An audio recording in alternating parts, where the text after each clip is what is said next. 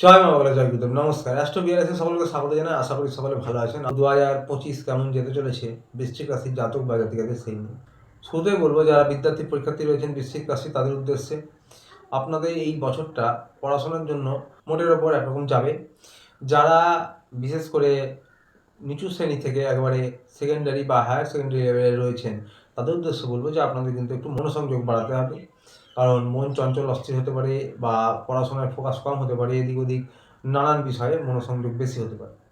তো উচ্চশিক্ষার ক্ষেত্রে বলবো, যারা গবেষণামূলক পড়াশোনা করছেন, উচ্চশিক্ষায় রয়েছেন, তন্ত্রমন্ত্র জ্যোতিষ নিয়ে পড়াশোনা করছেন, তাদের জন্য কিন্তু ভালো।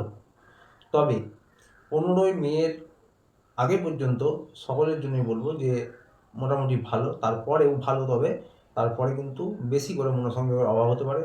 তারপরে 15ই মের পরে কিন্তু আপনাদের মনোসংযোগ বাড়াতে হবে, পরিশ্রম বাড়াতে হবে।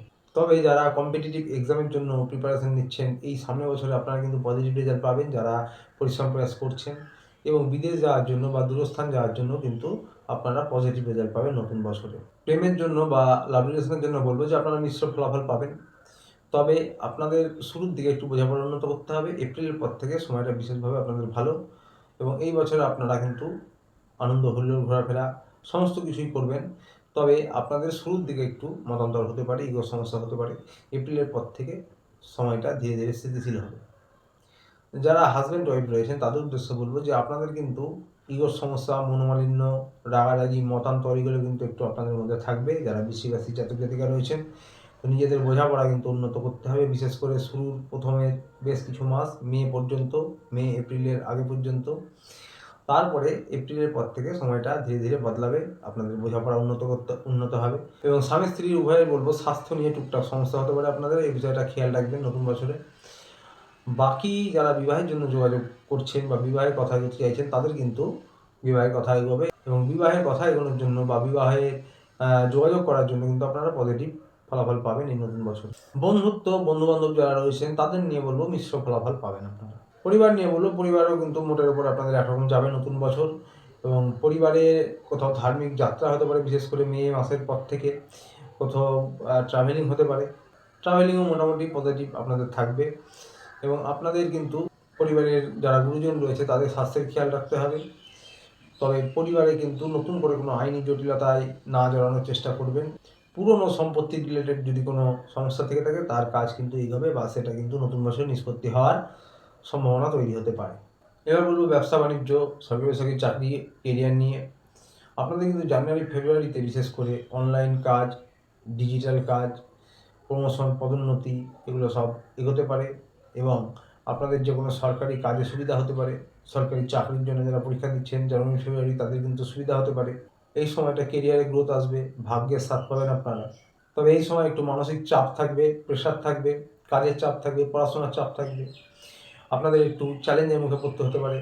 তবে কাজের চাপ, মানসিক চাপ, এগুলো কিন্তু আবার মার্চ এপ্রিলের পর থেকে ধীরে ধীরে কমবে। মার্চ এপ্রিলের থেকে কমতে থাকবে। ডিপ্রেশন কম হবে, মানসিক অশান্তি, বেশি কাজের প্রেশার, এগুলো একটু কমতে থাকবে। মার্চ এপ্রিল থেকে এটা কম কম হবে।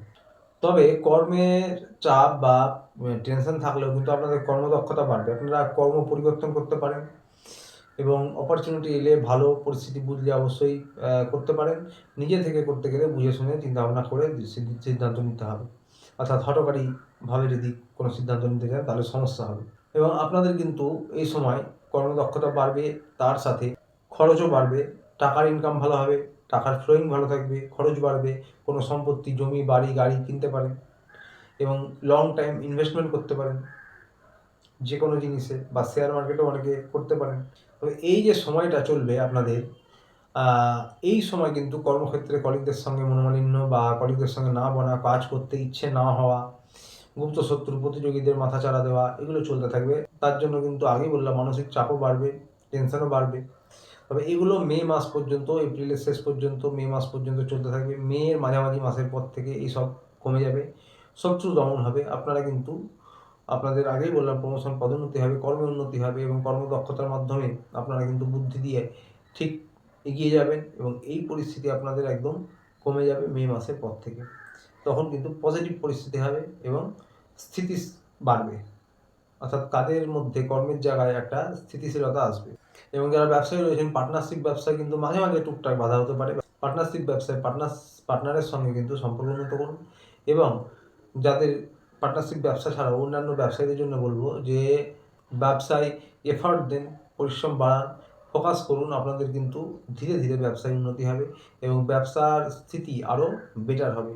এবার বলবো স্বাস্থ্য নিয়ে। জানুয়ারি ফেব্রুয়ারিতেই বিশেষ করে ইমিউনিটি একটু কম থাকবে। তাছাড়াও বদহজম, লিভার, কিডনি, স্টমাক জাতীয় যে কোনো সমস্যা, খাবার দাবার খুব মেনে খাবেন এবং বাড়ির খাবার চেষ্টা করবেন বেশি খাওয়ার। এছাড়া হরমোনাল সমস্যা হতে পারে, সুগারের সমস্যা হতে পারে, তার সাথে চোট আঘাত লাগা, ছোটোখাটো দুর্ঘটনাও ঘটতে পারে, এইগুলোর সম্ভাবনা রয়েছে। কিন্তু প্রতিকার নিয়ে বলবো বৃশ্চিক রাশির জাতক বা জাতিকারা যারা রয়েছেন তারা প্রত্যেক মঙ্গলবার বজরংবলী মন্দিরে গিয়ে পুজো দেন এবং বাড়িতে প্রত্যহ হনুমান চালিসা পাঠ করতে পারেন। বাড়ির ছাদে বা উঠোনে পাখিদের প্রত্যহ কিছু খাবার খাওয়ান, অত্যন্ত ভালো প্রতিকার হবে। সারা জীবন করতে পারেন। তো আসছিল এই পর্যন্ত। ভিডিওটি ভালো লাগলে চ্যানেলটিতে অবশ্যই লাইক সাবস্ক্রাইব করে পাশে থাকবেন।